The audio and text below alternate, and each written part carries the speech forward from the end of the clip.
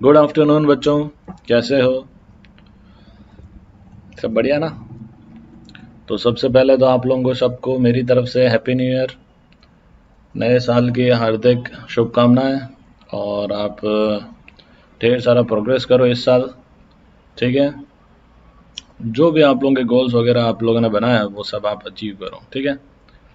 आज हम लोग नए साल में कुछ नए कॉन्सेप्ट्स पढ़ेंगे फिजिक्स से रिलेटेड, जिसमें refraction through spherical refracting surface होगा और वेरिएबल रिफ्रैक्टिव इंडेक्स का कॉन्सेप्ट मैं आप लोगों को बताऊंगा और भी कई सारी चीज़ें, ठीक है? तो स्टार्ट करते हैं आज का लेक्चर।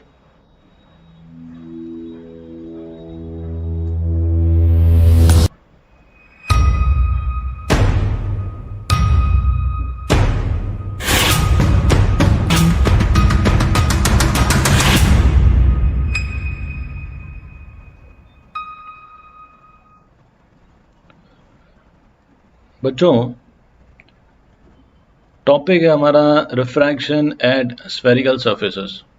अभी तक हमने प्लेन सरफेस पे रिफ्रैक्शन पढ़ा था कि लाइट आ रही है और डेंसर मीडियम होता है तो वो बेंड होती है और फिर वापस रिफ्रैक्ट हो जाती है। तो अभी तक हम प्लेन सरफेस में रिफ्रैक्शन को स्टडी कर रहे थे। आज हम स्फेरिकल सरफेस में रिफ्रैक्शन को देखने वाले हैं। उसके कुछ एग्जांपल्स मैं यहाँ पे आपके सामने रखे हुए हैं। तो इसमें क्या हो रहा है, देखो बच्चों, यहाँ पे इसमें जो रेज है वो जितना इस पॉइंट से पास होगी उतना उसका इमेज जो है वो दूर बनेगा, क्योंकि ये ऑलमोस्ट ग्लास जैसा बिहेव कर रहा है। और जो रेज ऐसे पास होगी वो रिफ्रैक्ट होके मीट करेगी नज़दीक, ठीक है? यहाँ पे भी आप सेम देख सकते हो कि ये सन है और इसका इमेज हमें यहाँ पे नज़र आ रहा है इस तरीके से, और जो चीज़ यहाँ पे नीचे है वो इमेज में हमें ऊपर नज़र आ रही है और जो यहाँ पर है वो और ऊपर नज़र आ रही है। तो इस तरीके से इमेज फॉर्मेशन होता है स्फेरिकल रिफ्रैक्टिंग सरफेस में, और हम लोग इसको जो है स्टडी करते हैं डिटेल में। सबसे पहले रिफ्रैक्शन एट स्फेरिकल सरफेस में there are two types of spherical surface. एक है इस तरीके से कॉन्वेक्स रिफ्रैक्टिंग सरफेस और दूसरा है कॉनकेव रिफ्रैक्टिंग सरफेस। ये पूरा एक मीडियम है जिसका हम लोग रिफ्रैक्टिव इंडेक्स लिख सकते हैं μ2, और बाहर अगर एयर है तो उसका रिफ्रैक्टिव इंडेक्स 1 लिख दो या μ1 लिख दो। सिमिलरली इसका रिफ्रैक्टिव इंडेक्स इज μ2 और बाहर एयर है, उसका रिफ्रैक्टिव इंडेक्स इज μ1, ठीक है? तो अब हम देखते हैं किस तरीके से इमेज फॉर्मेशन होता है कॉन्वेक्स और कॉनकेव रिफ्रैक्टिंग सरफेस में। सबसे पहले refraction through convex refracting surface. यहाँ पे आपको साइड व्यू बताया गया है। तो ये एक कॉन्वेक्स रिफ्रैक्टिंग सरफेस है और इसका रिफ्रैक्टिव इंडेक्स इज से μ2 और बाहर रेयर मीडियम में इसका रिफ्रैक्टिव इंडेक्स इज μ1। देख सकते हो केस हमने फर्स्ट लिया है, object is kept in the rare medium. तो ये रेयर मीडियम में ऑब्जेक्ट को हमने यहाँ पे रखा हुआ है, यहाँ पे लिख देता हूँ मैं, दिस इज रेयर मीडियम, और ये जो है वो डेंसर मीडियम है, ठीक है? यहाँ पे कुछ अजम्पशंस है बच्चों, और वो अजम्पशंस ऐसा है कि ऑब्जेक्ट पॉइंट साइज है, तो ऑब्जेक्ट पॉइंट साइज होगा तो बट ऑब्वियसली इमेज भी पॉइंट साइज होगा। दूसरा, जो एंगल्स हैं, सारे एंगल्स, जितने भी एंगल्स यहाँ पे बन रहे हैं, i r alpha beta gamma, ये सारे एंगल्स छोटे हैं, ठीक है? तो all angles are very small, और हमें पता है एंगल्स अगर छोटे हैं तो साइन थीटा को थीटा ले लेंगे, टेन थीटा को थीटा ले लेंगे और कॉस थीटा को 1, ठीक है? अब यहाँ पे ऑब्जेक्ट यहाँ रखा हुआ है, एक रे जो है वो सीधी पास हो रही है, इसे हम लोग नॉर्मल इंसिडेंस कहते हैं। तो यहाँ पे ये जरा भी रिफ्रैक्ट नहीं हो रही, सीधी जा रही। एक रे जो है वो ऐसे जा रही है, ये सेंटर ऑफ कर्वेचर है तो नॉर्मल, ये डॉटेड लाइन इज नॉर्मल। तो when ray travels from rare to denser it bend towards the normal, तो नॉर्मल की तरफ बेंड हो गई रे और इमेज यहाँ पे बन गया। ये रे और ये रे, रिफ्लेक्टेड रे दोनों जिस पॉइंट पे टकरा रही है वहाँ पे इमेज फॉर्मेशन हो रहा है। ये angle of incidence, angle between the incident ray and the normal, और ये angle of refraction, angle made by the incident ray with the horizontal is alpha, this angle is beta and this angle is gamma. सारे angle छोटे मैं आप लोगों को बता चुका हूँ, ठीक है। टी से हमने परपेंडिकुलर ड्रॉ किया, ये पॉइंट एन है और ये पोल है। अब यहाँ पे इसका जो डेरिवेशन करना है ये बोर्ड में आ सकता है, ये बोर्ड के लिए बहुत ज़्यादा इंपॉर्टेंट डेरिवेशन है, और इवन समझ लो आप कोई भी न्यूमेरिकल जो रिफ्रैक्टिंग सरफेस पे बनता है उसमें ये कॉन्सेप्ट जो है वो यूज़ होता है, तो ये काफ़ी इंपॉर्टेंट टॉपिक है, 3 मार्क का टॉपिक है बोर्ड में। तो हमें स्टेप्स याद रखने हैं कि किस तरीके से हमें डेरिवेशन करना है। तो मैं 3 स्टेप आप लोगों को बता रहा हूँ। सबसे पहले फर्स्ट स्टेप कहता है कि आई और आर को इन टर्म्स ऑफ अल्फा, बीटा और गामा लिख दो। सेकेंड स्टेप है स्नेल्स लॉ यूज़ करना। तो स्नेल्स लॉ तो हमें आता है, यहाँ पे हम लोग ईजिली स्नेल्स लॉ लिख देंगे। Third is the sign convention. अगर आप बच्चों ये 3 स्टेप्स याद रखते हो तो आप लोगों को डेरिवेशन में कोई प्रॉब्लम नहीं आएगी, ठीक है। तो स्टार्ट करते हैं। सबसे पहले हम आई और आर को लिखेंगे in terms of alpha, beta, gamma. तो आई जो है वो यहाँ पे कितना, देखो exterior angle is equal to the sum of two opposite interior angles, ठीक है। हमारे पास एक ट्राइंगल है, ये दिस इज टी सी और यह ओ, ये एक्सटीरियर एंगल है आई, और ये अल्फा और gamma is the interior angle. तो exterior angle is equal to the sum of two opposite interior angles. तो मैं यहाँ पे लिख सकता हूँ सबसे पहले i is equal to alpha plus gamma. दूसरा, सेकेंड ट्राइंगल अगर हम देखें रिफ्रैक्शन के लिए तो ये ट्राइंगल हमें लेना पड़ेगा, क्योंकि एंगल आर जो है ये लाइन और ये लाइन के बीच में है। तो ये ट्राइंगल अगर आप देखोगे तो इस ट्राइंगल में ये आर है, ये बीटा है, और ये एक्सटीरियर एंगल है गामा। तो gamma is R plus beta, यहाँ से हमें आर की वैल्यू मिल जाएगी गामा माइनस बीटा। तो सेकंड में लिखूंगा R is gamma minus beta. अब क्योंकि हमें पता है कि एंगल्स छोटे हैं तो मैं यहाँ पे अल्फा को लिखूंगा 10 अल्फा, गामा को लिखूंगा मैं 10 गामा।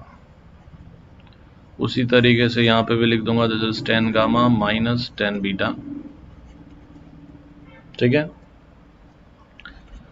डायग्राम से हम लोग 10 अल्फा की वैल्यू अगर देखेंगे तो 10 alpha is T N upon N O, और मैं एन ओ को मैं ओ पी ले लेता हूँ क्योंकि हम ये दोनों पॉइंट्स पास पास में तो अप्रोक्सीमेटली हम ले सकते हैं, तो मैं डायरेक्ट लिखूंगा this is equal to T N upon N O के जगह ओ पी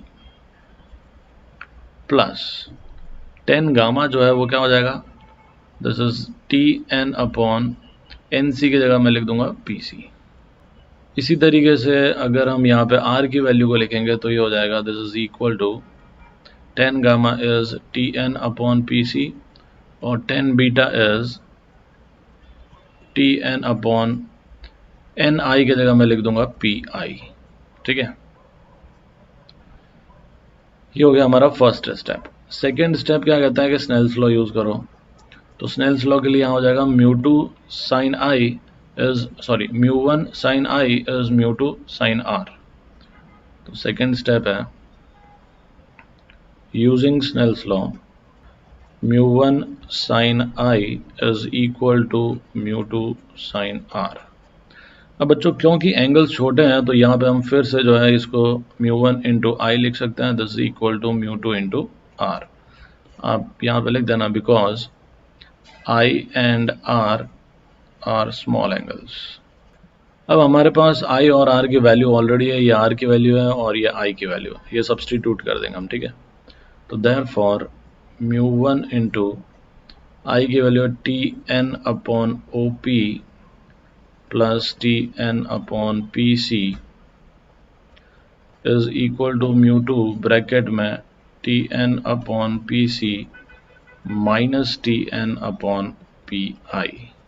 तो आप यहाँ पे जो है कॉमन निकाल के ये टी एन को कैंसिल कर सकते हो और जो बचेगा उसको लिख दो, तो ये हो जाएगा देयरफॉर म्यू वन ब्रैकेट में 1 upon O P plus 1 upon P C is equal to mu two bracket में 1 upon P C minus 1 upon P I. ये हो गया हमारा second step Snell's law. Third step है हमें साइन कन्वेंशन यूज करना। Using sign convention, sign convention के लिए डायग्राम पे हमें फिर से चलते हैं। देखो रेज ऐसे जा रही है, हमें पोल से स्टार्ट करना, हम ऐसे जाएंगे तो ये डिस्टेंस नेगेटिव और ये दोनों डिस्टेंस हमारे पॉजिटिव। तो ओपी को हम लोग लेंगे माइनस यू, इसको माइनस आर, सॉरी इसको प्लस आर और इसको प्लस वी। ठीक है, ये ओ ऑब्जेक्ट डिस्टेंस है दैट इज यू, और ये रेडियस और ये इमेज डिस्टेंस वी, इसको नेगेटिव और इन दोनों को पॉजिटिव।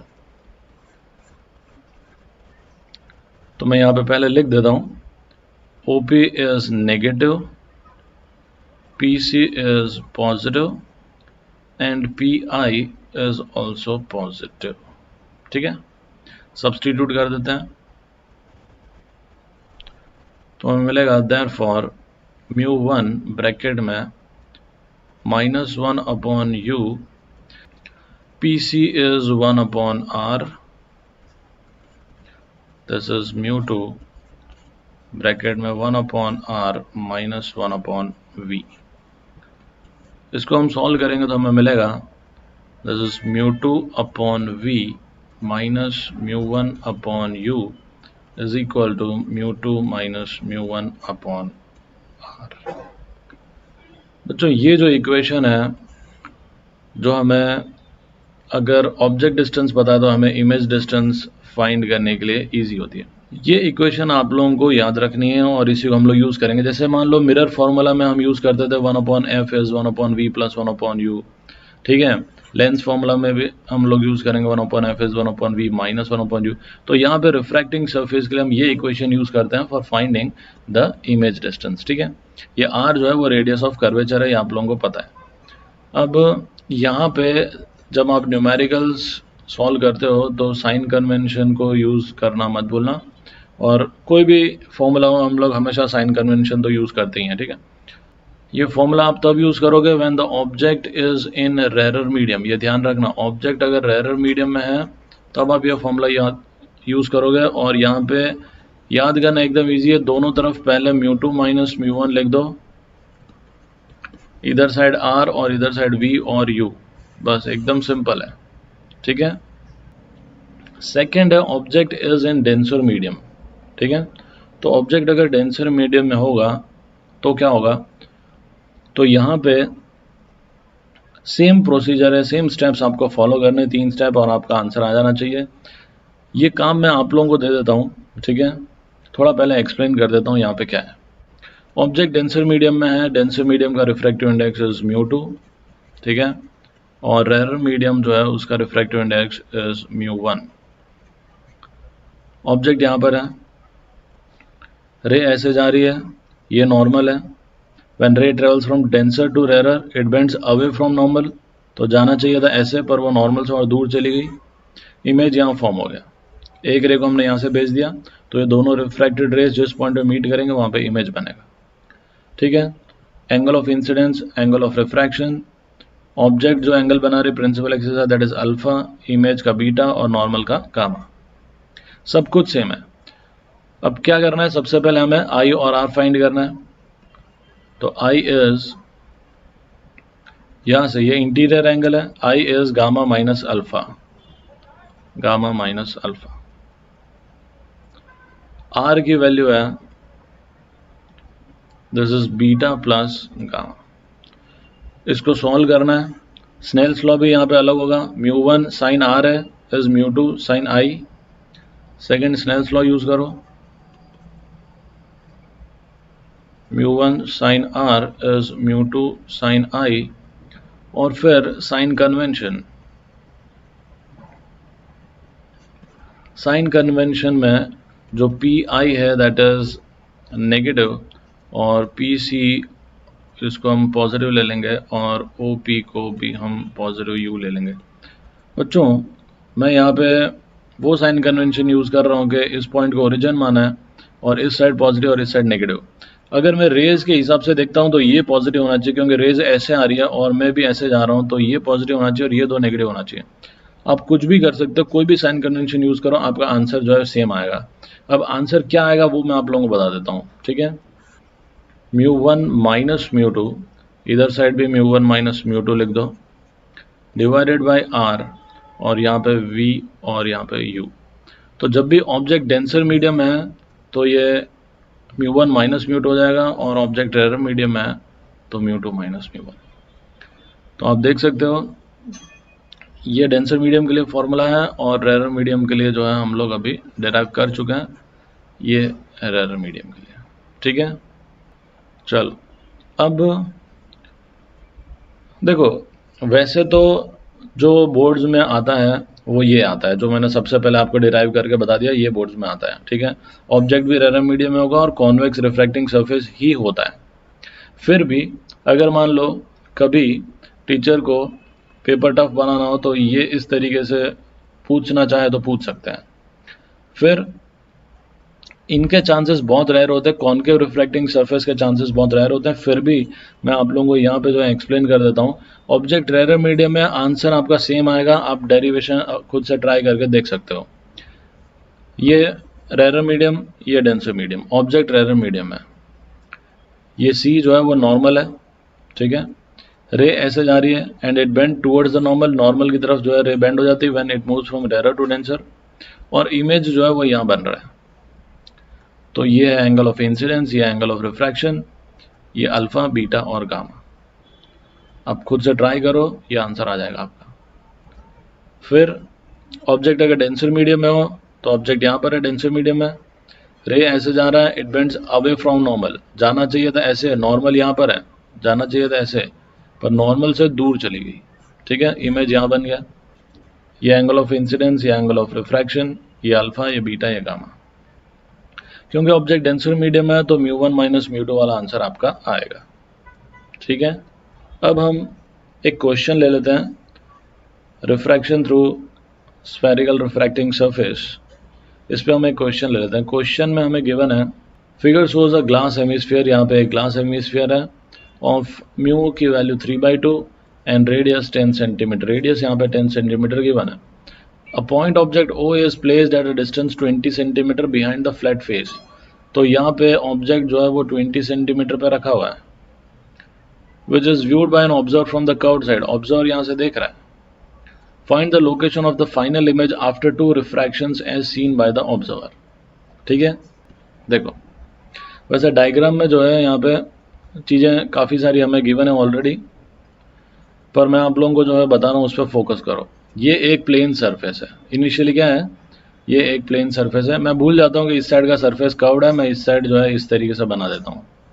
इस साइड क्या है मुझे पता नहीं, मैंने इधर साइड भी जो है वो प्लेन ले लिया, पर एक्चुअली जो ऑब्जेक्ट है वो इस प्लेन सरफेस से 20 सेंटीमीटर के डिस्टेंस पे, और इधर साइड तो वैसे भी ये डेंसर मीडियम है, तो मैं यहाँ प्लेन बनाओ, कर्व्ड बनाओ, कुछ भी बनाओ, कोई फ़र्क नहीं पड़ता। ठीक है, मैं कैसे भी इर्रेगुलर शेप का भी ऐसे बना सकता हूँ, कोई फ़र्क नहीं पड़ता। ठीक है, हम ये पढ़ चुके हैं कि जब ऑब्जेक्ट रेयर मीडियम में है और आइस डेंसर मीडियम में, जैसे कि एरोप्लेन वाला केस बताया था कि एरोप्लेन हवा में रहता है तो वो रेयर मीडियम में होता है और हम डेंसर मीडियम में होते हैं, या फिर जो है ईगल्स वगैरह जो ऊपर उड़ती है उनको, तो वो हमें और दूर नज़र आएगी, मतलब इमेज जो है और पीछे बनेगा। और जब इमेज हमें पता है कि दूर बनता है तो हम म्यू से मल्टीप्लाई कर देते हैं। क्या करते हैं, म्यू से मल्टीप्लाई। तो हमें पहली इमेज जो है वो यहाँ मिलेगी, दिस इज फर्स्ट इमेज, और ये डिस्टेंस अगर y है और ये डिस्टेंस अगर x है तो हमें पता है कि y is mu times x। Mu की वैल्यू हमें गिवन है 3/2, तो ये हो जाएगा 3/2 टाइम्स x की वैल्यू इज 20, ये आंसर हमारा 30 सेंटीमीटर हो जाएगा। तो पहली इमेज जो है वो यहाँ पे बन जाएगी 30 सेंटीमीटर पे, और डायग्राम में भी आप देख सकते हो कि 30 सेंटीमीटर पे हमें इमेज बना। ये डायग्राम एक्चुअली क्वेश्चन का नहीं है, ठीक है, ये सॉल्यूशन का डायग्राम जो है गलती से आ गया है, लगता है क्वेश्चन में कोई डायग्राम फिगर शोज लिखा हुआ है तो होना चाहिए, पर डायग्राम में जो है ये इतनी सारी चीज़ें गिवन नहीं होती, खाली ऑब्जेक्ट होगा, ये होगा और ये आंखें होगी बस, और ये रेडियस लिखा होगा। ठीक है, तो हमें ये पता चल गया कि इमेज जो है वो हमारा 30 सेंटीमीटर के डिस्टेंस पे बन रहा है। पहली बात हो गई क्लियर शायद आप लोगों को। अब सेकंड, रेज अब ऐसे जा रही है, यहाँ पे ऐसे आ कहाँ से रही है, तो ये इमेज एक वर्चुअल ऑब्जेक्ट की तरह बिहेव कर रहा है, हम ऐसा सोच रहे हैं कि वो यहाँ से आ रही है प्रिंसिपल एक्सिस पे, ये पॉइंट से। रेज चल रही है डेंसर मीडियम से रेयर मीडियम की तरफ, फ्रॉम डेंसर टू रेयर। तो जब रे डेंसर टू रेयर जा रही कर्व्ड सरफेस है तो हमें फॉर्मूला जो है वो denser medium to rare medium का यूज करना पड़ेगा when the object is in denser medium. ठीक है, क्योंकि बच्चों देखो ये जो रे बता रहे हैं हम लोग एकदम सीधी बता रहे हैं ऐसे, मतलब इमेजिन कर लो यहाँ पे सब जगह डेंसर मीडियम में तभी रे जो है वो सीधी जा रही है। तो डेंसर मीडियम में ऑब्जेक्ट है, रेयर मीडियम में इमेज हमारा बनेगा। कहाँ बनेगा उसके लिए हम फॉर्मूला यूज कर रहे हैं। For denser medium we have μ1 minus μ2 is equal to μ1 minus μ2, यहाँ पे r और यहाँ पे v और यहाँ पे u। ठीक है, μ1 जो है वो रेयर मीडियम का, μ2 डेंसर मीडियम का। तो बाहर जो है वो हमारे पास एयर है, दैट इज इसका रिफ्रैक्टिव इंडेक्स 1 और इसका रिफ्रैक्टिव इंडेक्स हमें गिवन है 3/2 क्वेश्चन में गिवन है। ठीक है, तो हम लिखेंगे this is 1/v minus 3/2/u। ध्यान देना बच्चों, ये जो है रेडियस है, मतलब ये रिफ्रैक्टिंग सरफेस है और ऑब्जेक्ट यहाँ पर है। तो रिफ्रैक्टिंग सरफेस का जो पोल है वो यहाँ पर है, तो ये पूरा डिस्टेंस हमारा ऑब्जेक्ट डिस्टेंस होगा। ये डिस्टेंस कितना है 30 + 10, 30 + 10 कितना हो गया 40। अब अगर आप यहाँ से इस साइड जाके पॉजिटिव लेना चाहो तो भी ले सकते हो, और रेस के ऑपोजिट डायरेक्शन में तो नेगेटिव लेना चाहो तो भी ले सकते हो, कुछ भी कर सकते हो, साइन कन्वेंशन आपके ऊपर है। मैं इसको ओरिजिन मान लेता हूँ और इस साइड के डिस्टेंस को पॉजिटिव ले लेता हूँ। ठीक है, तो ये हो जाएगा 40, u की वैल्यू 40 है तो मैं यहाँ पे लिखूंगा 40 और मैंने इसको पॉजिटिव लिया है। ठीक है, this is equal to 1 minus 3/2।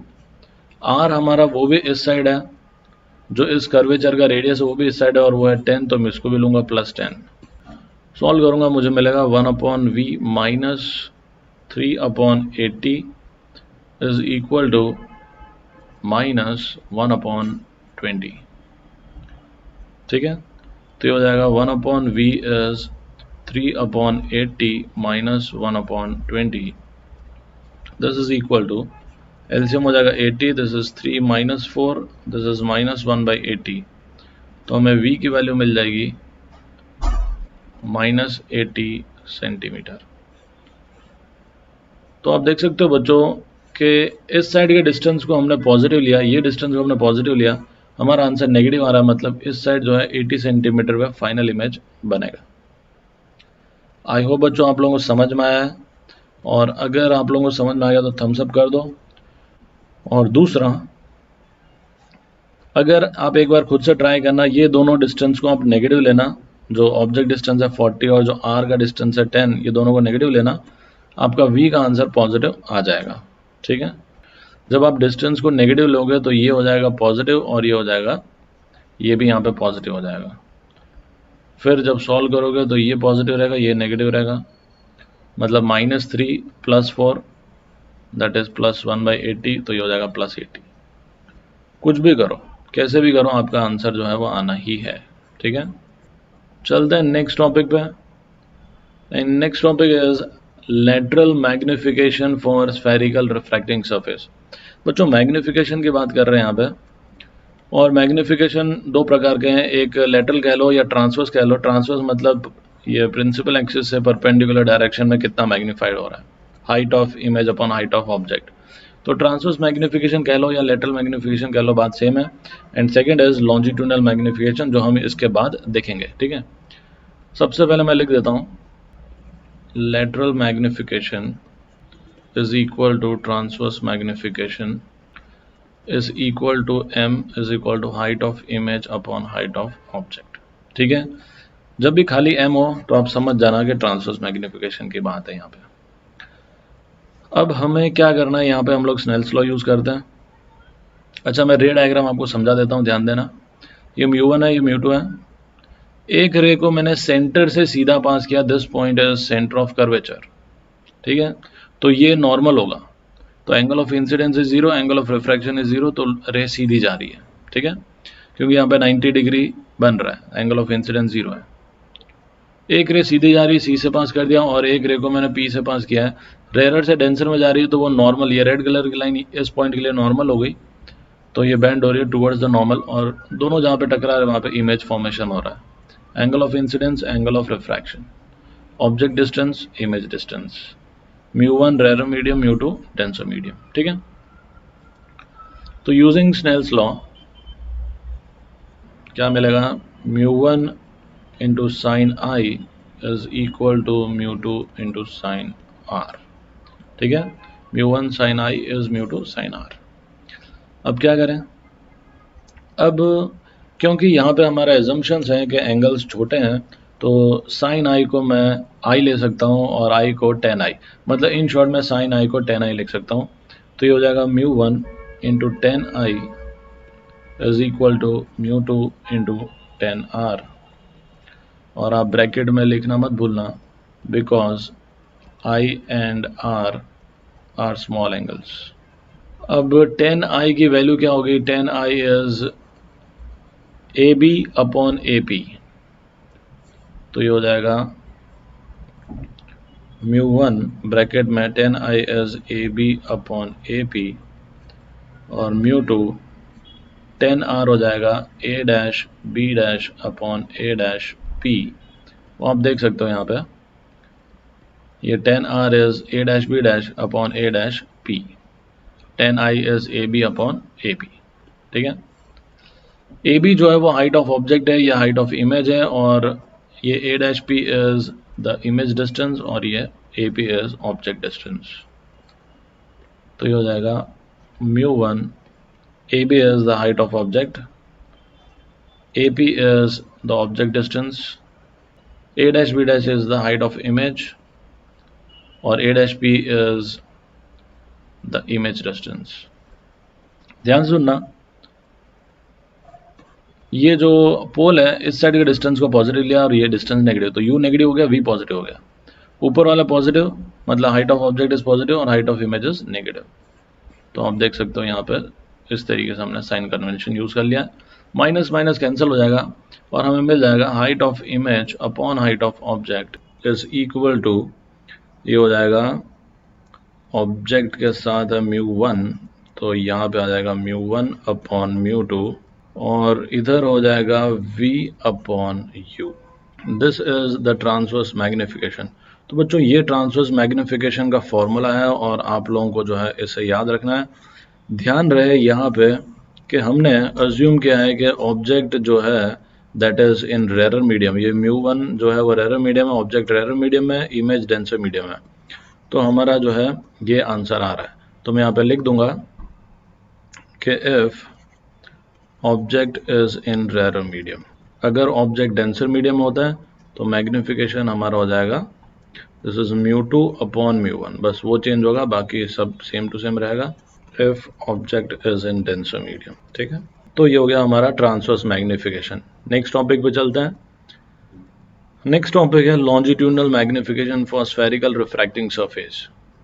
तो यहाँ पे एक ऑब्जेक्ट है ए बी जिसका स्मॉल लेंथ है यहाँ पे, और ए बी का जो इमेज है वो यहाँ बन रहा है ए डैश बी डैश, और अगर आप रिफ्रैक्शन दिखाना चाहते हो तो बी से एक रे को बी डैश पे भेज दो और ए से एक रे को आप लेके ए डैश पे भेज सकते हो।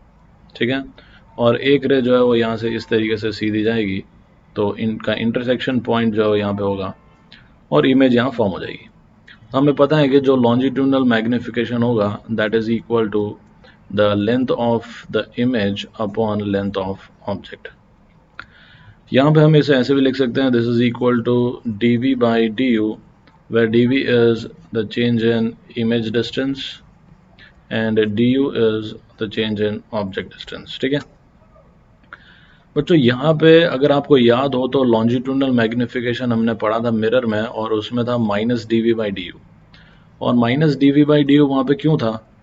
क्योंकि अगर मिरर की हम बात करें, कॉनकेव मिरर में हमने पढ़ा था, मिरर में अगर ऑब्जेक्ट को मैं ऐसे रखता हूँ तो इमेज उसका इस तरीके से बनता है, मतलब ये डायरेक्शन जो है वो दोनों के ऑपोजिट है। जबकि यहाँ पे अगर आप देखोगे तो ए बी, अगर आप ए से बी की तरफ एरो बनाते हो तो वो इस डायरेक्शन में और इमेज भी ए डैश बी डैश इस डायरेक्शन में, तो हम यहाँ पे plus D we by D U लिखते हैं। ठीक है, D we by D U find करने के लिए हमें क्या चाहिए? तो we know that object rare medium में है, तो हमारे पास फॉर्मूला है mu two minus mu one V U is equal to mu two minus mu one, और यहाँ पे आ जाएगा कैपिटल आर। ठीक है, इसको डिफ्रेंशिएट करेंगे with respect to U, differentiating with respect to U. Mu two का ऐसे रख दो, 1/v का हो जाएगा -1/v² into D we by D you, और म्यू वन को ऐसे रख दो, 1/u का हो जाएगा -1/u², and D U by D U is 1, और इसका कांस्टेंट है, उसका डिफरेंशियल इज 0। तो यहाँ से हमें D we by D U की वैल्यू मिल जाएगी, and D we by D U is nothing but ये माइनस माइनस प्लस हो जाएगा, पॉजिटिव वैल्यू मिलेगी मतलब, और वैल्यू है v² upon u² into μ1/μ2। This is longitudinal magnification. तो लॉन्जिट्यूडनल मैग्निफिकेशन का हमारा फॉर्मूला जो है वो ये हमें मिल गया, और ध्यान रहे यहाँ पे फिर से ये फॉर्मूला हम यूज़ कर रहे हैं when the object is in rare medium. अगर ऑब्जेक्ट डेंसर मीडियम में है तो ये हो जाएगा μ2/μ1। ठीक है। लॉन्जिट्यूडनल मैग्निफिकेशन को अगर आप ट्रांसवर्स मैग्निफिकेशन के टर्म्स में लिखना चाहते हो तो हम लिख सकते हैं, देखो ये रेयर मीडियम वाला फॉर्मूला में देखना है, तो μ1/μ2 इंटू वी बाई यू है, तो ये हो जाएगा this is equal to v² by you square को ऐसे रहने दो, μ1/μ2 को एक बार ऊपर नीचे हम देखो क्या किया है, μ1/μ2 इंटू μ2/μ1 से मल्टीप्लाई कर दिया इस टर्म को। ठीक है, तो यहाँ पे ये जो है ये हो जाएगा μ1/μ2 का स्क्वायर इंटू दिस स्क्वायर, तो इसको मैं लिख सकता हूँ this is equal to μ1/μ2 into v by u का होल स्क्वायर इंटू μ2/μ1। ये μ2/μ1 को यहाँ पे लिखा है। ठीक है, this is equal to m² into μ2/μ1। तो ये है longitudinal magnification when the object is in rare medium, और डेंसर मीडियम में हो तो आपको पता है कि इसको हम μ1/μ2 कर देंगे, यहाँ पे इंटरचेंज कर देंगे। ठीक है, तो ये हो गया लॉन्जिट्यूडनल मैग्निफिकेशन, और एकदम सिंपल है, सिर्फ आपको D we by D U find करना है। ओके, और length of image upon length of object, तो यहाँ पे आप लिख सकते हो this is equal to length of image upon length of object. तो लेंथ ऑफ इमेज अगर फाइंड करना है तो ये L0 को इसमें मल्टीप्लाई कर दो, आंसर आ जाएगा।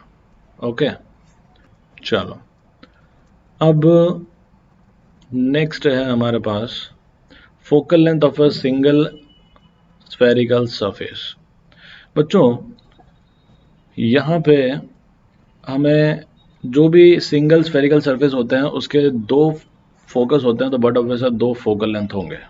ठीक है, तो पहला फोकस कहाँ पे होता है, तो ऑब्जेक्ट को हम ऐसी जगह पे रखेंगे या इतने डिस्टेंस पे रखेंगे कि उसकी इमेज जो है वो इनफाइनाइट पे बनेगी, then that object distance is called the focal length, first focal length. ठीक है, here u is f1 and v is infinite, मतलब जो ऑब्जेक्ट डिस्टेंस है वो इतना है और इमेज डिस्टेंस जो है वो इनफाइनाइट है। तो we know that μ2/v minus μ1/u is equal to μ2 minus μ1/r। ठीक है बच्चों, यहाँ पे अगर मैं v को इनफाइनाइट रखूँगा तो ये टर्म 0 हो जाएगा, और u को मैं f1 ले रहा हूँ तो मुझे मिलेगा this is equal to 0 minus μ1/f1 is equal to μ2 minus μ1/r। यहाँ से मुझे पहली फोकल लेंथ मिल जाती है, f1 is μ1 into r upon μ2 minus μ1। और आप देख सकते हो कि पहले फोकल लेंथ जो है वो नेगेटिव है, और वो नेगेटिव तो आपको दिख ही रहा है कि इस साइड है। ठीक है, लेफ्ट साइड में, पोल से लेफ्ट साइड में है तो नेगेटिव तो नहीं है। अगर आप यहाँ पे ऑलरेडी पहले से ही नेगेटिव ले लेते हो कि u इज माइनस f1 तो ये आंसर आपको पॉजिटिव मिल जाएगा। ठीक है, कोई दिक्कत की बात नहीं है, जो कुछ भी चाहो आप कर सकते हो। अब सेकेंड प्रिंसिपल फोकस की बात करें तो ऑब्जेक्ट को हमने इनफाइनाइट पे रखा है, तो for u is infinite v is f2। Image जो जिस पॉइंट पे इमेज बन रहा है वो हमारा सेकेंड प्रिंसिपल फोकस है, and this distance from the pole of the image is the second focal length. तो यहाँ पे we know that mu2 upon v minus mu1 upon u is mu2 minus mu1 upon r। यहाँ पे हमें u को infinite रखना है और v की जगह f2, तो ये हो जाएगा mu2 upon f2 minus 0 is mu2 minus mu1 upon r। और यहाँ से हमें फोकल लेंथ की वैल्यू जो है वो पॉजिटिव मिल रही है, this is mu2 r upon mu2 minus mu1। और ये हमें डायग्राम से भी पता चल रहा है कि ये वैल्यू पॉजिटिव है, क्योंकि पॉजिटिव एक्स एक्सिस की तरफ जो है ये पोल है और पोल से इस साइड जो डिस्टेंस होगा वो पॉजिटिव है। ठीक है, तो ये हमारे दो फोकल लेंथ हो गई है f1 और f2। तो किसी भी सिंगल रिफ्रैक्टिंग सरफेस के लिए दो फोकल लेंथ होती है, आप इसको ध्यान में रखना। ठीक है, अब कुछ इंपॉर्टेंट रिलेशंस हैं जो इन फोकल लेंथ को यूज करके हमने लिखे हैं। तो देखो, फर्स्ट फोकल लेंथ का फॉर्मूला ये था, सेकंड फोकल लेंथ का फॉर्मूला ये है। अगर आप दोनों को ऐड करते हो तो कैपिटल आर कॉमन निकालोगे, ऊपर बचेगा mu2 माइनस mu1, नीचे भी सेम है, ये हो जाएगा आर। तो यहाँ पे लिखा है the sum of the two focal lengths is equal to the radius of curvature. जो आपका कर्व पार्ट है उसका जो भी रेडियस होगा, ठीक है, सेकंड फोकल लेंथ अगर इतनी है तो फर्स्ट फोकल लेंथ जो है वो इतनी होगी, मतलब यहाँ से लेके यहाँ तक की लेंथ जितनी होगी, such that this distance is equal to the radius, इस रेडियस के बराबर होगा। ठीक है, तो ये हो गया हमारा पहला पॉइंट। सेकंड पॉइंट क्या कहता है, f1 अपॉन म्यू1। यहाँ पे f1 की वैल्यू ये गिवन है, अगर आप म्यू1 को यहाँ पे नीचे लेके जाओगे तो f1 upon mu one is this, similarly f2 upon mu two is this. तो आप देखो ये नेगेटिव है, ये पॉजिटिव, डायरेक्ट ऐड करोगे तो आंसर विल बी 0। तो ये इंपॉर्टेंट रिलेशन आपको मिलता है कि the ratio of focal length is equal to the ratio of the refractive indices. बहुत इंपॉर्टेंट है, ठीक है, और क्योंकि ये पॉजिटिव होता है, म्यू1 और म्यू2 हमेशा पॉजिटिव होंगे, इसका मतलब f1 is minus of f2, ये दोनों हमेशा जो है ऑपोजिट साइड में होंगे। ठीक है, next we know that this formula हमें पता है। अब इस फॉर्मूला में हर एक टर्म को हम इसके रेसिप्रोकल से, मतलब r अपॉन म्यू2 माइनस म्यू1 से हर एक टर्म को मल्टीप्लाई करते हैं। तो जब यहाँ पे हम लोग r अपॉन म्यू2 माइनस म्यू1 करेंगे तो यहाँ 1 मिलेगा, और यहाँ पे हमने लिख दिया है। अब देखो, mu two into r upon this is f2, mu one into r upon this is f1, और ये माइनस को भी इंक्लूड कर लेना, तो ये हो जाएगा प्लस f1, यहाँ पे v है, यहाँ पे u है। तो ये एक रिलेशन जो है ये भी आपको काम में लग सकता है। ठीक है, एंड लास्ट इज जो हमारे पास फॉर्मूलाज थे f1 और f2 के, उन्हीं को यूज करके हमने फिर से ये लिखा है, और यहाँ पे f1 अपॉन f2 मैग्नीट्यूड में आई है, तो f1 upon mu one is this is equal to f2 upon mu two. इसे Gauss formula for spherical surface भी कहा जाता है। ठीक है बच्चों, तो ये कुछ इंपॉर्टेंट रिलेशंस हैं जो हम लोग, समझ लो, इक्वेशंस के साथ खेल के अलग अलग रिलेशंस हमने डिराइव किए हैं। तो आप इनमें से ये जो फॉर्मूलाज हैं जो ब्लॉक में बने हैं ये आपको याद होने चाहिए। ठीक है, तो आप कभी भी कंपटीशन में कैसा भी क्वेश्चन पूछा हो, ठीक है, तो आप कर सकते हो। Next is velocity of image in case of refraction. जैसे हमने स्फेरिकल मिरर में वेलोसिटी ऑफ इमेज पढ़ा था, सिमिलरली यहाँ पे भी हमें वेलोसिटी ऑफ इमेज पढ़ना है, और यहाँ पे भी हम दो केस पढ़ रहे हैं, object is moving along the principal axis and second is perpendicular to the principal axis. तो यहाँ पे ऑब्जेक्ट है और ये प्रिंसिपल एक्सिस के अलोंग मूव कर रहा है, चाहे इधर साइड चाहे इधर साइड। ठीक है, तो हमें क्या करना है, देखो, we know that mu2 upon v minus mu1 upon u is equal to mu2 minus mu1 upon r। यहाँ पे ऑब्जेक्ट जो है वो रेयर मीडियम में है, इसलिए हमने उसके हिसाब से इक्वेशन लिखी है। अब हमें अगर वेलोसिटी पता करनी है, यहाँ पे लिखा है वेलोसिटी ऑफ इमेज, ध्यान देना बच्चों, ये जो डिस्टेंस है हमारा, this distance is object distance, और अगर मान लो इमेज यहाँ पे बन रही है तो ये डिस्टेंस जो है वो इमेज डिस्टेंस है। तो जब ऑब्जेक्ट इधर साइड मूव करेगा तो u में चेंज आएगा, मतलब du by dt is velocity of object and dv by dt is velocity of image. तो इसको डिफरेंशिएट करूंगा मैं विद रिस्पेक्ट टू टाइम, तो क्या मिलेगा, मुझे मिलेगा म्यू टू और 1/v is -1/v² into dv/dt और minus mu 1/u is -1/u², मतलब उसका डिफरेंशिएशन इंटू du/dt और ये कांस्टेंट है तो इसका डिफरेंशिएशन है 0। ठीक है, यहां से हमें dv/dt को हम लोग लिख देंगे वेलोसिटी ऑफ इमेज, तो ये हो जाएगा velocity of image with respect to pole. यहाँ पे इस पॉइंट के रिस्पेक्ट में हम जो है वेलोसिटी ऑफ इमेज लिख रहे हैं, और du/dt को वेलोसिटी ऑफ ऑब्जेक्ट लिखूंगा तो फाइनल आंसर मुझे मिलेगा दिस इज इक्वल टू ये v² into μ1/μ2 into velocity of object with respect to pole.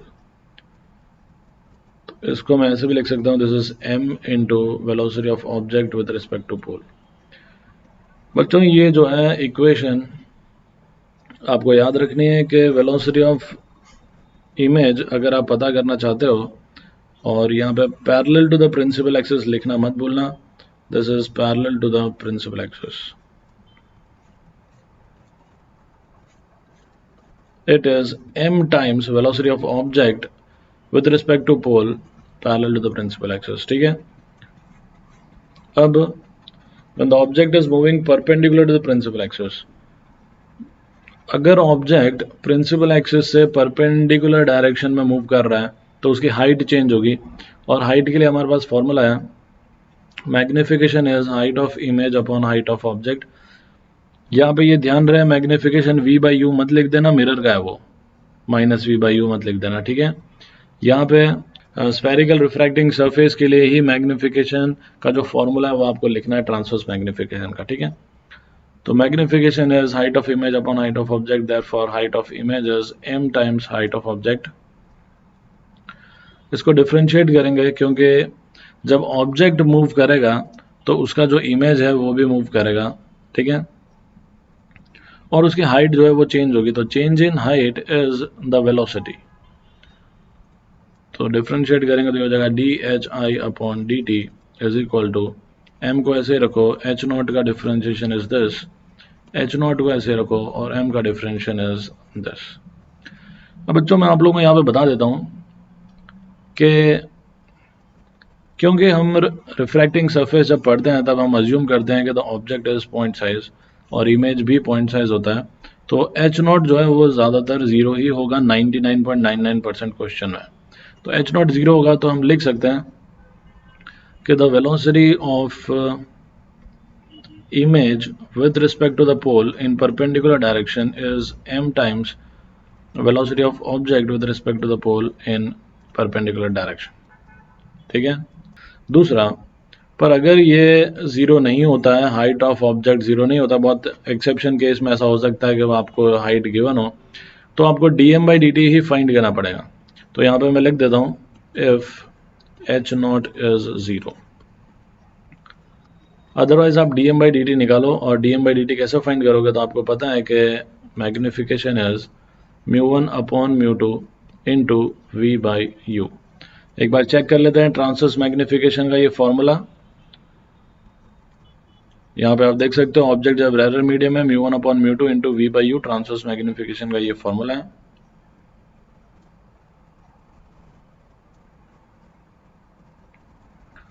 बच्चों तो यहाँ पे ट्रांसवर्स मैग्निफिकेशन में ये जो हमने लिखा है ये थोड़ा गलत है, और v²/u² इंटू μ1/μ2 ये हमारा लॉन्जिट्यूडनल मैग्निफिकेशन का फॉर्मूला होना चाहिए, वो भी देख लेते हैं। हाँ, v²/u² into μ1/μ2 is longitudinal magnification. तो यहाँ पे आपको लॉन्जिट्यूडनल मैग्निफिकेशन है, ध्यान रखना, दिस इज ml। ठीक है, और इधर साइड जो है ट्रांसवर्स मैग्निफिकेशन है, दैट इज m। और ट्रांसवर्स मैग्निफिकेशन हमें पता है तो dm/dt हम फाइंड कर सकते हैं। We know that m is this and therefore dm/dt is equal to μ1/μ2 तो कांस्टेंट है, इसको साइड में रख दो, फिर यहाँ पे u अपॉन वी लगा दो, तो ये हो जाएगा u स्क्वायर, u को ऐसे रखो, v का differentiation that is dv by dt, minus v को ऐसे रखो, u का डिफरेंशिएशन du बाई dt, तो ये हो जाएगा दिस इज μ1 अपॉन μ2, u को ऐसे रखो, this is dv by dt is velocity of object, object नहीं इमेज है, this is velocity of image with respect to pole in parallel direction minus v velocity of object with respect to pole parallel direction, parallel मतलब along the principal axis divided by u square। तो ये है dm by dt का formula, और ये अब आपको तब यूज करना है जब हाइट ऑफ ऑब्जेक्ट गिवन हो। ठीक है, ये फॉर्मूला से वैल्यू निकाल के यहाँ सब्सटीट्यूट कर देना, हाइट ऑफ ऑब्जेक्ट सब्सटीट्यूट कर देना, आपको velocity of image perpendicular direction में मिल जाएगी। ठीक है, अदरवाइज ज़्यादातर केसेस में हाइट ऑफ ऑब्जेक्ट जीरो होता है, तो आप ये फॉर्मूला यूज करके भी काम कर सकते हो। तो अगर मैं इनकी समरी लिखूं तो क्या होगा, तो आप यही याद रख लेना कि velocity of image with respect to pole in parallel direction is longitudinal magnification into velocity of object, and second velocity of image with respect to pole in perpendicular direction is transverse magnification into this. ठीक है, और यहाँ पे मैं फिर से बता देता हूँ, because height of object is zero, या ये फॉर्मूला तब यूज करें जब हाइट ऑफ ऑब्जेक्ट जीरो। तो ये दो चीज आपको याद रखना है। ठीक है, पैरेलल में लॉन्जिट्यूडनल मैग्निफिकेशन और परपेंडिकुलर में ट्रांसवर्स मैग्निफिकेशन, याद रखने के लिए भी एकदम सिंपल है। ठीक है, और नेक्स्ट टॉपिक जो है वो एक हमारा क्वेश्चन है, और क्वेश्चन क्या कहता है देखते हैं। A bird in air is diving vertically over a tank with speed this much. The base of the tank is silvered. The fish in the tank is rising upward along the same line with speed this much. तो यहाँ पे bird नीचे की तरफ जा रही है with 6 centimetre per second, तो यहाँ पे मैं लिख देता हूँ this is 6 centimetre per second, और फिश ऊपर की तरफ आ रही है विथ 4 सेंटीमीटर पर सेकेंड। ठीक है, ठीक है, म्यू की वैल्यू 4/3 दी हुई है। The speed of the image of the fish as seen by the bird। बच्चों अभी हमने वेलोसिटी पता करने की कोशिश करी, ध्यान देना यहाँ पे हमारे पास ये जो फॉर्मूला है parallel to the principal axis वाला, इस पे ध्यान दो। अगर मैं ये जो कर्व्ड सरफेस है ये हमारी प्रिंसिपल एक्सिस है, इस कर्व्ड सरफेस को मैं प्लेन बना देता हूँ, इसका मतलब जो इसका रेडियस था मैंने उसको रेडियस को क्या कर दिया, इनफाइनाइट कर दिया। तो मुझे रेडियस को इनफाइनाइट करके यहाँ पे जो भी मॉडिफिकेशन होगा, चेंजेस होगा, मुझे वेलोसिटी ऑफ इमेज मिल जाएगा प्लेन सरफेस के केस में। कैसे करेंगे देखो, यहाँ पे याद रखना प्लेन सरफेस ओनली, ऊपर जो फॉर्मूलाज लिखे हुए हैं ये रिफ्रैक्टिंग सरफेस के लिए, प्लेन सरफेस के लिए क्या होगा, तो μ2 upon v minus μ1 upon u is μ2 minus μ1 upon r होता है। r की जगह हम लोग इनफाइनाइट रख देंगे because r is infinite for plane surface. ठीक है, तो हमें मिल जाएगा v upon u is equal to μ2 upon μ1, ये मिल जाएगा। अब बच्चों ये कॉन्सेप्ट को हम यूज कर लेते हैं किस इक्वेशन में, तो इस इक्वेशन, ये जो फॉर्मूला है पैरेलल वाला, इसमें हम लोग ml का जो फॉर्मूला है, लॉन्जिट्यूडनल मैग्निफिकेशन का जो फॉर्मूला है, इसमें हम लोग v बाई यू के जगह μ2 अपॉन μ1 रख देंगे। क्या मिलता है देखते हैं, या डायरेक्ट भी आप कर सकते हो। डायरेक्ट कैसे कर सकते हो, तो इसी को डिफ्रेंशिएट कर दो, तो इसी को डिफ्रेंशिएट करोगे तो आपको मिलेगा dv by dt is equal to μ2 upon μ1 into du by dt। dv by dt is the velocity of image with respect to the pole कह दो या इंटरफेस कह दो, in parallel direction is μ2 by μ1 into velocity of object in parallel direction। ठीक है, तो plane surface के लिए आप ये फॉर्मूला यूज कर सकते हो। और बच्चों ये फॉर्मूला कोई नया नहीं है, आपको अगर याद हो तो मैंने आप लोगों को बताया था कि जैसे मान लो ऑब्जेक्ट यहाँ पर है x डिस्टेंस पे, या डेंसर मीडियम है, μ2, ये μ1 है, आंखें हमारी यहाँ पर है। तो हम देखेंगे तो हमें इमेज कहाँ नजर आएगा, हमें इमेज यहाँ नजर आएगा एट ए डिस्टेंस y। तो y की वैल्यू अगर छोटी है तो हम y को लिखेंगे this is x upon mu, ठीक है। और इसको डिफ्रेंशिएट करूंगा तो मुझे क्या मिलेगा, dy by d x is equal to dy by d t is equal to 1 by mu into d x by d t. This is velocity of image, this is velocity of object, ये 1 by mu. 1 by mu यहाँ पे क्यों है, क्योंकि object denser medium में है, और यहाँ पे mu two upon mu one मतलब म्यू, बिकॉज हम यहाँ पे रेयर मीडियम में बात कर रहे हैं, ठीक है। और मैं आपको बता चुका हूँ कि जब डेंसर मीडियम हो तो इसको आप उल्टा कर दिया करो। तो आप, और हमें ये भी पता है कि जैसे मान लो कि जो बर्ड उड़ रही है ऊपर की तरफ, ये डेंसर मीडियम, और हमारी आंखें जो है वो ग्राउंड पे है, दैट इज रेयर मीडियम। या यहाँ पे मैं रेयर मीडियम ले लेता हूँ और यहाँ पे हमारी आंखें, सॉरी उल्टा, ये रेयर मीडियम है और ये डेंसर मीडियम है, ठीक है, ये हमारी आंखें हैं। तो हमें बर्ड जो है उसके एग्जैक्ट डिस्टेंस से और दूर नजर आती है, मतलब ये y जो है वो हमारा बढ़ जाता है, इमेज यहाँ पे नजर आती है हमें। तो यहाँ पे हम लोग लिखते हैं कि y is mu times x। फिर से डिफ्रेंशिएट करोगे तो ये मिल जाएगा, ठीक है। तो ऐसा डायरेक्ट भी आप प्लेन सरफेस के लिए कर सकते हो, और मैं यही कॉन्सेप्ट यूज करूंगा, मैं ये फॉर्मूलाज वगैरह याद नहीं रखता हूँ, ठीक है। चलो ध्यान देना, हर एक फॉर्मूलाज को आप नोट डाउन कर लेना और उनको लिस्ट बना लेना कि इसके लिए ये फॉर्मूला, इसके लिए ये फॉर्मूला, और रेयर और डेंसर दोनों मीडियम के लिए हमेशा लिखा करो। वरना क्या होता है कि बच्चे लोग खाली रेयर मीडियम के लिए फॉर्मूलाज लिखते हैं और फिर उनको याद कर लेते हैं और फिर उसको अप्लाई कर देते हैं, वो दिक्कत हो जाती है, ठीक है। तो यहाँ पे बर्ड जो है वो ऊपर से आ रही है और फिश इधर से आ रही है। बोला है कि speed of the fish as seen by the bird. Bird को भूल जाओ अभी, ठीक है, सिंपल तरीके से बता रहा हूँ। ये क्वेश्चन में जो है बच्चे लोग बहुत गलती करते हैं, ठीक है, ये समझ में नहीं आता बच्चों को ये कॉन्सेप्ट अच्छे से। ध्यान से सुनना, अभी बर्ड को भूल जाओ, अभी सोचो कि हमारी आंखें हैं यहाँ पे, हमारी आंखें कैसे हैं, रेस्ट में, ठीक है। हम अगर बर्ड को देखते हैं तो क्या होगा, तो हमें पता है कि हम रेयर मीडियम में, बर्ड डेंसर मीडियम में, तो इमेज जो बनेगी वो यहाँ बनेगी फिश की इमेज। तो दिस डिस्टेंस y जो है वो कम हो जाएगा, तो y is x upon mu.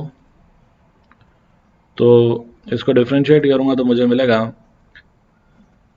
dy by d t is 1 by mu into d x by d T.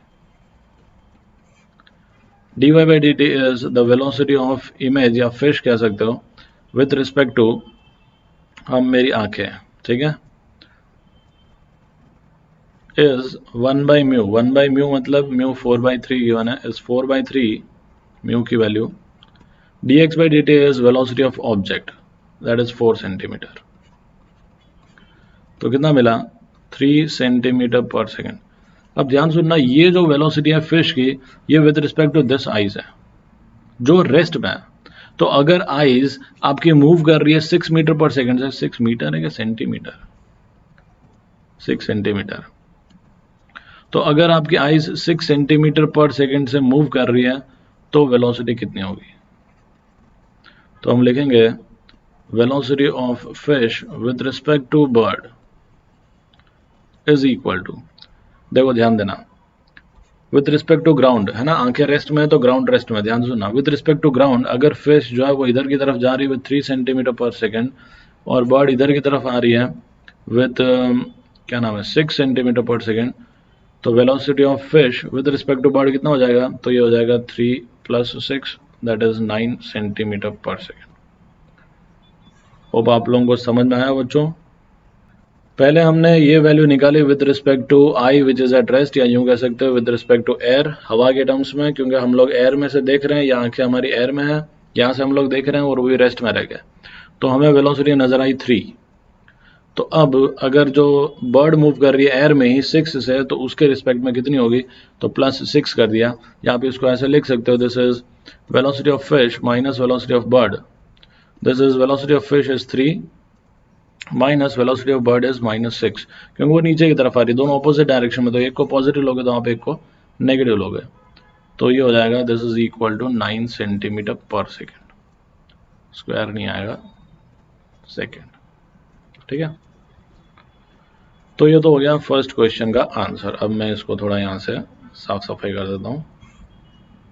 Second case is the speed of the image of the bird with respect to the fish looking upwards. अब bird जो है वो नीचे आ रही है और fish उसको देख रही है, ठीक है, ध्यान सुनना।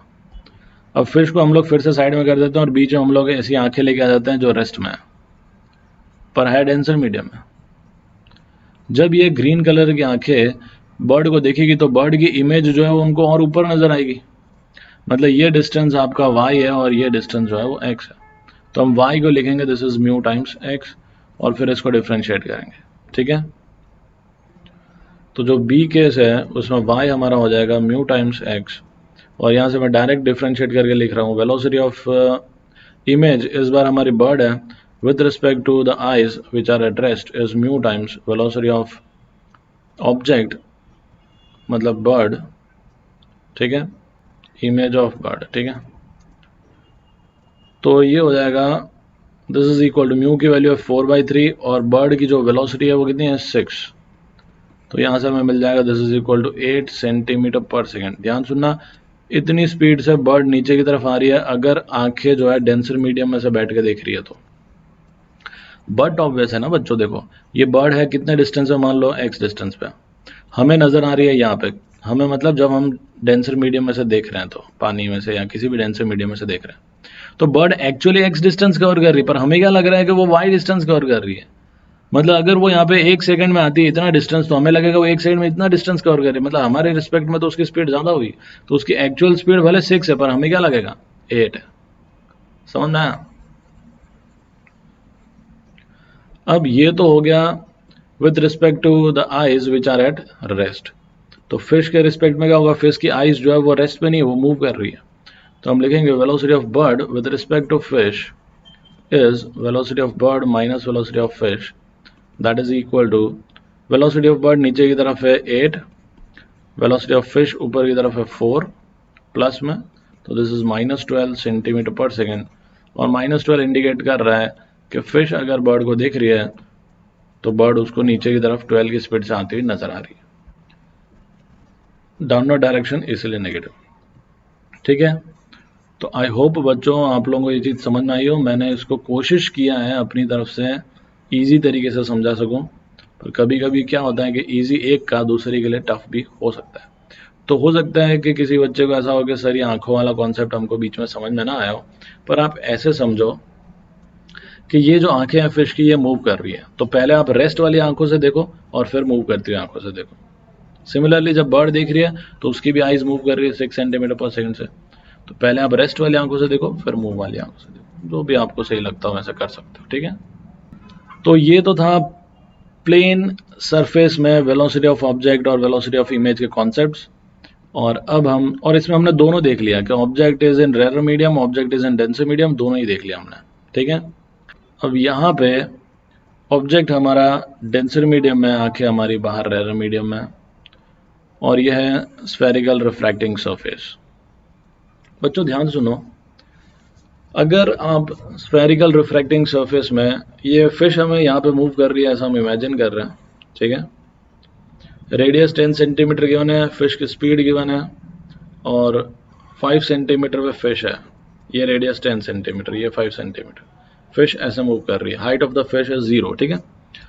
बच्चों ध्यान से सुनो, अगर आप फॉर्मूला रट लेते हो, ठीक है, कि भाई मुझे तो याद है कि velocity of image with respect to the pole in parallel direction is longitudinal magnification into velocity of object with respect to pole in parallel direction, ठीक है। ये फॉर्मूला आपने याद कर लिया। इसके बाद आप ये भी याद कर लेते हो कि लॉन्जिट्यूडनल मैग्निफिकेशन क्या है। तो लॉन्जिट्यूडनल मैग्निफिकेशन का जो फॉर्मूला होता है वो याद रखना है तो दोनों के लिए याद रखो, ठीक है। यहाँ पे एक याद रखो कि भाई रेयर मीडियम के लिए डेंसर मीडियम, जैसे यहाँ तो उल्टा कर देना, और यहाँ पे ऑब्जेक्ट डेंसर मीडियम है, समझे। देखो हम जो फॉर्मूला हमने पढ़ा है ये रहा, लॉन्जिट्यूडनल मैग्निफिकेशन का फॉर्मूला ये है। ये फॉर्मूला हम कब यूज करते हैं, when the object is in rare medium. अगर डेंसर मीडियम होगा तो हम इसका उल्टा करेंगे। यहाँ पे आप देख सकते हो ऑब्जेक्ट रेयर मीडियम है, तो डेंसर मीडियम में आपको क्या करना है, सिर्फ इसको उल्टा कर देना, म्यू टू ऊपर म्यू वन नीचे। तो v square by you square into mu two upon mu one. तो मैं यहाँ पे लिख दूंगा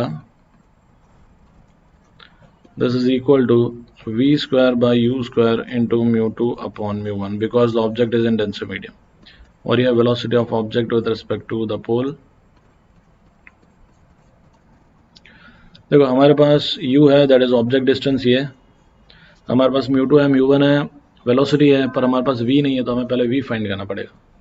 तो v को फाइंड करने के लिए हम लोग क्या करेंगे, हम ये फॉर्मूला यूज़ करेंगे। तो यहाँ पे भी ध्यान रखना, जब ये फॉर्मूला आप यूज़ कर रहे हो रिफ्रैक्शन का, तो ऑब्जेक्ट डेंसर मीडियम है, तो ये हो जाएगा mu1 minus mu2, this is mu1 minus mu2, यहाँ पे आ जाएगा r और यहाँ पे आ जाएगा v और u। mu1 जो है वो रेयर मीडियम है, मतलब 1, v हमें फाइंड करना है, mu2 जो है पानी का रिफ्रैक्टिव इंडेक्स है, दैट इज 4/3। यहाँ पे गिवन नहीं है पर गिवन होना चाहिए, ठीक है, कि वाटर है उसका रिफ्रैक्टिव इंडेक्स इज 4/3, तो यहाँ पे हम लोग लिखेंगे दिस इज 4/3। u की वैल्यू बच्चों ये है 5 सेंटीमीटर, ये है 10 सेंटीमीटर, तो पोल से अगर डिस्टेंस लोगे ऑब्जेक्ट डिस्टेंस, तो 15 सेंटीमीटर हो जाएगा। अब आपके ऊपर है कि जैसे रेज ऐसे जा रही है और यहाँ इमेज बन रहा है, ठीक है, तो आपके ऊपर है कि आप ये डिस्टेंस को पॉजिटिव लेते हैं या नेगेटिव। अगर हम इसको ओरिजिन लेते हैं तो ये डिस्टेंस इज पॉजिटिव, तो मैं पॉजिटिव लेके काम चलाता हूँ, ठीक है, पॉजिटिव ले लिया 15, this is 1 minus 4/3 upon, radius भी हमारा इसी साइड है तो उसको भी पॉजिटिव ले लेते हैं, दैट इज 10। सॉल्व कर लो, v की वैल्यू मिल जाएगी, तो ये हो जाएगा 1/v is equal to 4/45 minus 1/30। तो एलसीएम हो जाएगा हमारा 90 और 90 हो जाएगा, तो यहाँ पे हो जाएगा 8 माइनस 3 दैट इज 5। तो हमें v की वैल्यू मिल जाएगी, v is 90/5 that is 18 centimetre. तो यहाँ पे 18 सेंटीमीटर पे फिश का इमेज फॉर्म हो रहा है, ठीक है। तो बस v की जगह रख दो 18, u तो हमारा कितना है 15, स्क्वायर कर लो, mu2 की वैल्यू है 4/3, mu1 की वैल्यू है 1, velocity of object is given है क्वेश्चन में, दैट इज 2 mm पर सेकेंड, तो यहाँ हम लिख देंगे दिस इज 2 mm पर सेकेंड। तो जो हमारा आंसर आएगा वो भी हमारा mm पर सेकेंड में ही होगा। और बच्चों ध्यान रखना, अगर आप इस फॉर्मूला में ऑब्जेक्ट रेयर मीडियम वाला फॉर्मूला लगा देते हो तो यहाँ पे मल्टीप्लाई करने की जगह आप 4/3 से डिवाइड कर दोगे और आंसर एकदम चेंज हो जाएगा आपका, ठीक है। अब ये हो जाएगा 6/5 का स्क्वायर दैट इज 36/25 और यहाँ पे हो जाएगा 8/3, ठीक है। तो 312 8 कितना होता है, 12 8 96 और 25/96 इज 3 समथिंग 9 जितना होगा, या 8 7 या 8 5 लिख देता हूँ मैं ऐसे ही, एग्जैक्ट आप देख लेना। तो this is the velocity of image with respect to the pole in parallel direction. तो इस तरीके से हम लोग जो है न्यूमेरिकल्स में ये फॉर्मूलाज को यूज़ करते हैं और आप लोगों को जो है काफ़ी सतर्क रह के इन फॉर्मूलाज को यूज़ करना है। Next topic is concept of refractive index in a medium of variable refractive index.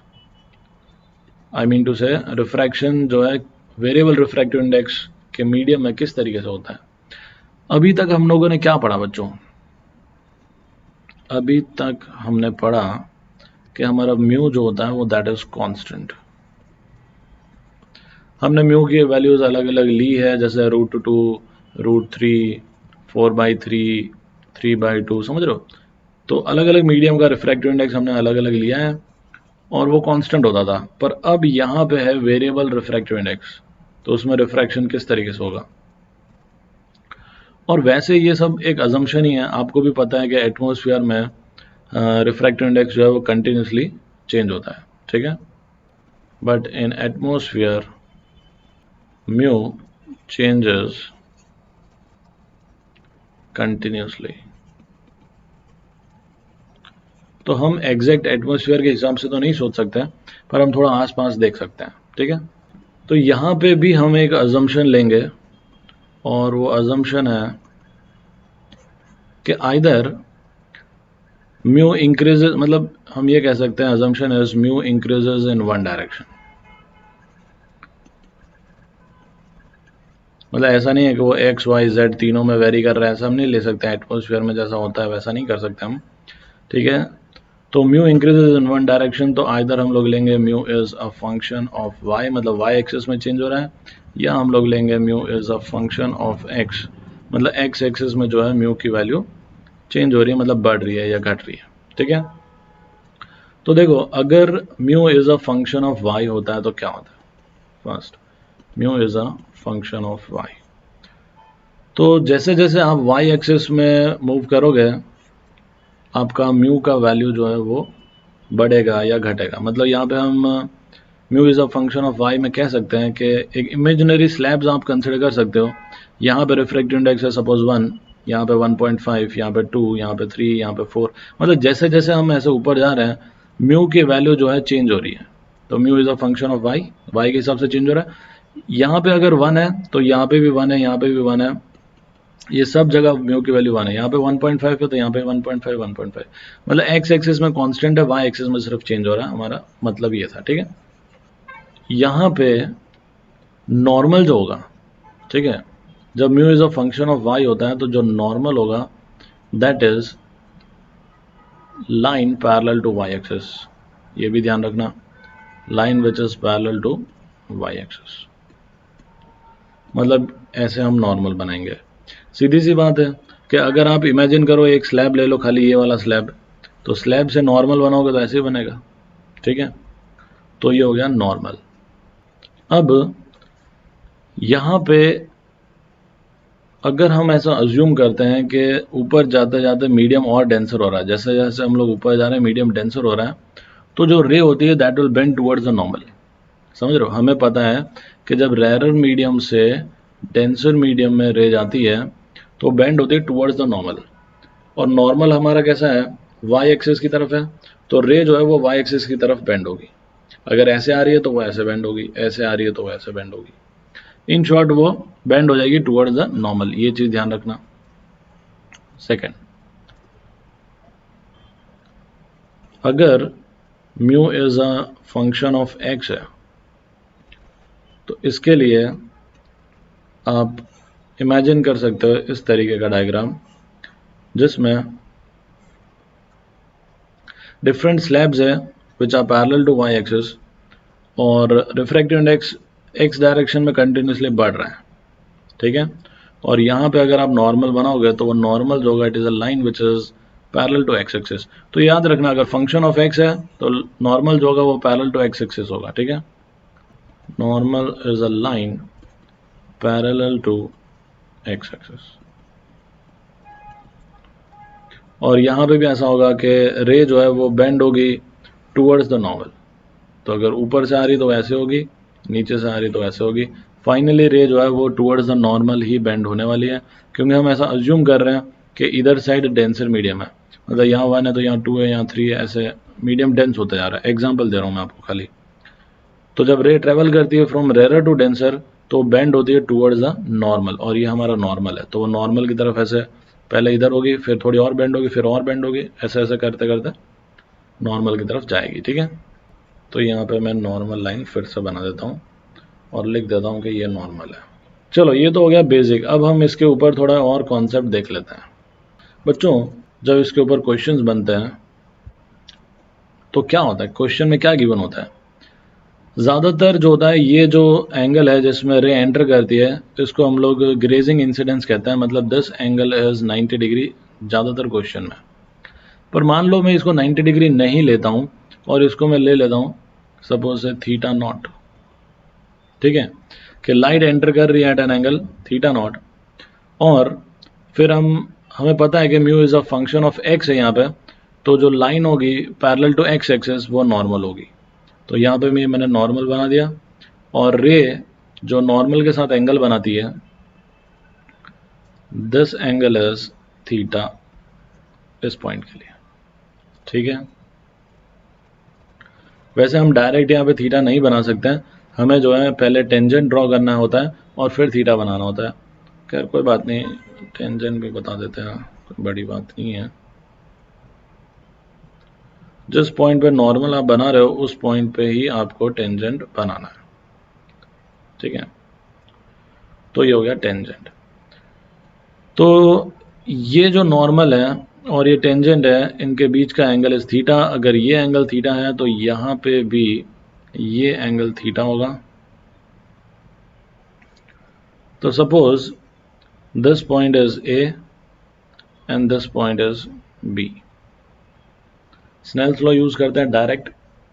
Using Snell's law, इधर साइड रिफ्रैक्टिव इंडेक्स है मान लो म्यू नॉट, और इधर बी पॉइंट पे रिफ्रैक्टिव इंडेक्स है म्यू। तो ये हो जाएगा mu nought into sine theta nought is mu into sine theta. बच्चों ये म्यू नॉट और म्यू आपको गिवन हो तो ठीक है, नहीं गिवन हो तो इक्वेशन गिवन होगी वहां से आप निकाल सकते हो, ठीक है। इस पॉइंट पे x इज इक्वल टू 0 कर दोगे तो आपको म्यू नॉट की वैल्यू मिल जाएगी, because mu nought is the refractive index at x is equal to 0, ठीक है। और ज़्यादातर केसेस में तो ये एयर होता है, तो यहाँ पे म्यू नॉट की वैल्यू 1 हो जाती है। और म्यू की वैल्यू आप निकाल सकते हो at x is equal to something, ये डिस्टेंस आपको गिवन होगा तो आप वहाँ पे म्यू की वैल्यू निकाल लो। अगर आपको ये फंक्शन पता हो तो नहीं पता हो तो बात अलग है। तो सबसे पहले हम लोग स्नेल्स लॉ यूज करेंगे, दिस इज इक्वेशन नंबर 1। और दूसरा हम स्लोप की बात करते हैं, तो slope of the curve is dy by dx। और आप देख सकते हो कि ये जो कर्व है इसकी कुछ इक्वेशन होनी चाहिए, ठीक है। y is equal to function of x कुछ होना चाहिए।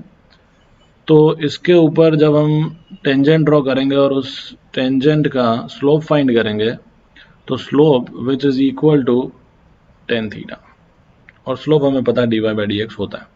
बस हो गया हमारा काम बच्चों। ये दो इक्वेशंस की हमें ज़रूरत है और तीसरी हमें किसी भी इक्वेशन की ज़रूरत नहीं है। हमारा आंसर इन दोनों इक्वेशन से ही आने वाला है। इतना आपको करना आना चाहिए। अगर आपको इतना करना आता है बच्चों तो आपको क्या क्या करना है न्यूमेरिकल में मैं बताता हूं। देखो, क्वेश्चन दो प्रकार के हो सकते हैं, क्वेश्चन 1, क्वेश्चन 2, ठीक है। क्वेश्चन 1 क्या होगा, आपको म्यू की value as a function of x is given, ठीक है। और आपको पूछा होगा find y is a function of x, मतलब इक्वेशन ऑफ कर्व पूछी होगी। और क्वेश्चन 2 में इसका उल्टा होता है। क्वेश्चन 2 में आपको y is a function of x given होता है और आपको पूछा जाएगा कि find mu is a function of x, मतलब आपको रिफ्रैक्टिव इंडेक्स कितना किस हिसाब से वेरी कर रहा है वो आपको पूछा होगा, ठीक है। तो करना क्या है, सबसे पहले वाले केस में अगर mu is a function of x given हो तो आप म्यू 1 और म्यू 2 या ये म्यू नॉट और म्यू निकाल लो। ये थीटा नॉट भी गिवन होगा तो आप साइन थीटा की वैल्यू कैलकुलेट कर लो। तो यहाँ पे लिखूंगा calculate sine theta from equation 1। Sine theta निकाल लिया। साइन थीटा निकालने के बाद obtain tan theta from sine theta. Sine theta आपको पता चल गया तो आप टेन थीटा आराम से निकाल सकते हो। और टेन थीटा अगर मिल जाएगा तो नेक्स्ट स्टेप जो है वो आपका है from equation 2 find dy by dx and then integrate. Integrate कर लेना और इंटीग्रेट करके आपको y is a function of x मिल जाएगा।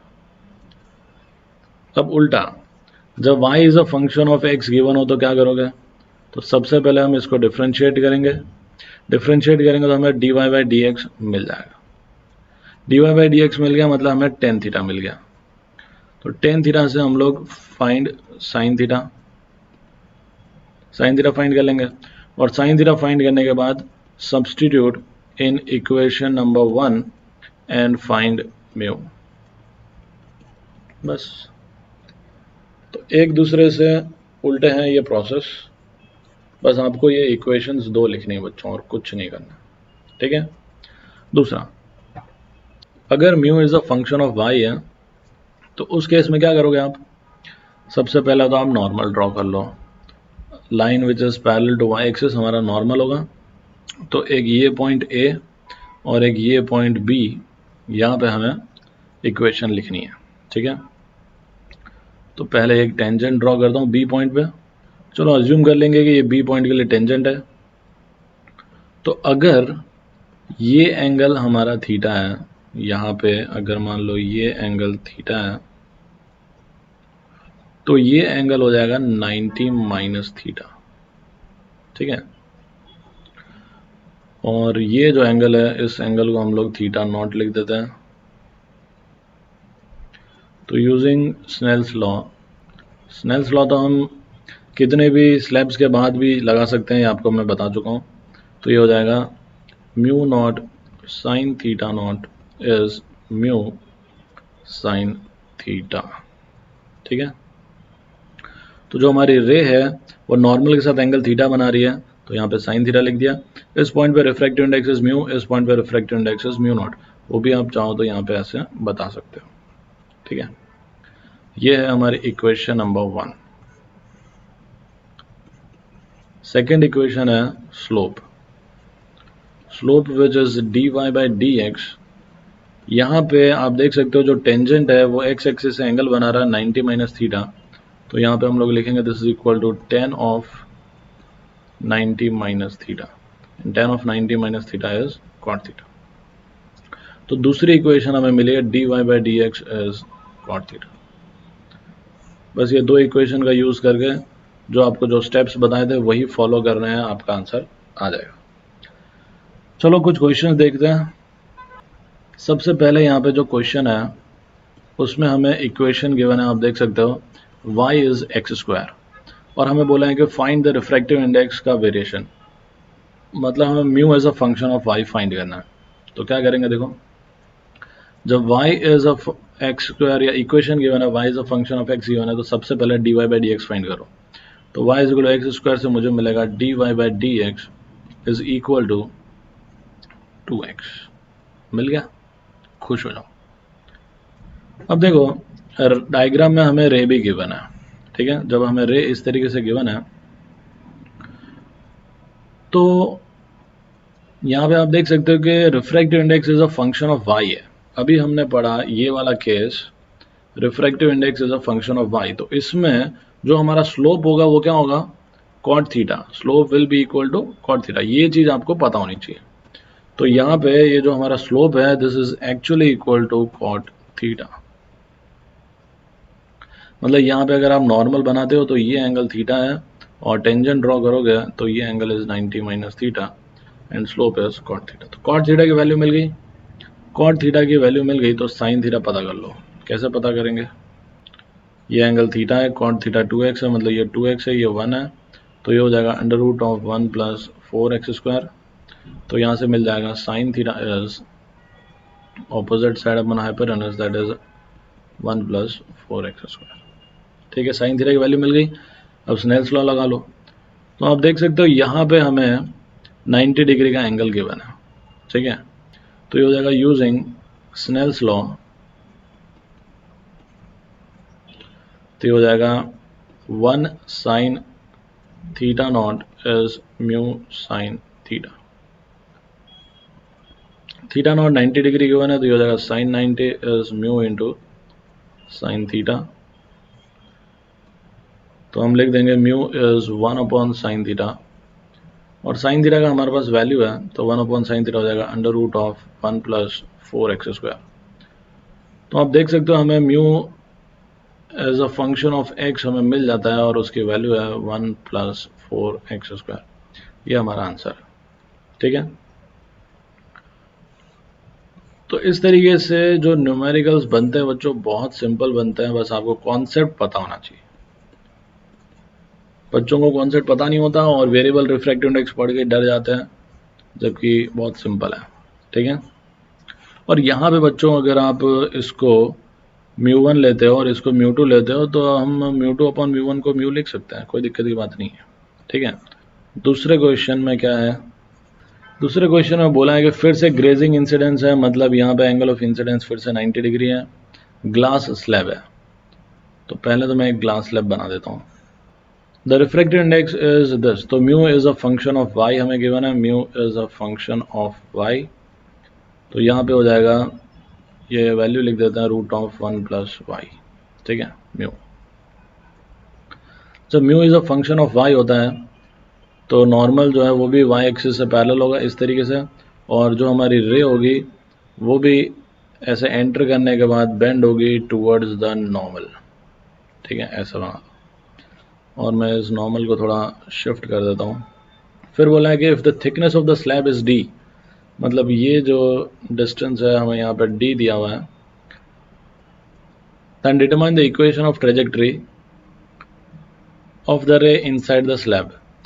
ये ध्यान रखना बच्चों, ये इनसाइड द स्लैब में ही ऐसा होगा, मैंने यहाँ पे जो है आगे कर्व पाथ इस तरीके से बना दिया, वो ऐसा नहीं बनेगा, ठीक है। आगे जैसे रे एंटर करेगी, अगर मान लो ये एयर है और एयर में रे एंटर कर रही है एट सम एंगल से थीटा मान लो, ठीक है, मैं अभी पढ़ा रहा हूँ खाली ऐसे, तो ये बाहर भी उसी एंगल पे निकलेगी at same angle with the normal that is theta, ऐसा होता है, ठीक है। खैर अभी तो हमें बस इक्वेशन हमें फाइंड करनी है, ठीक है। और ग्रेजिंग इंसिडेंस है तो मैं यहाँ पे ये जो नॉर्मल बना के इस एंगल को मैं 90 डिग्री लिख देता हूँ, ठीक है। ये एंगल अगर हमारा थीटा है यहाँ पे,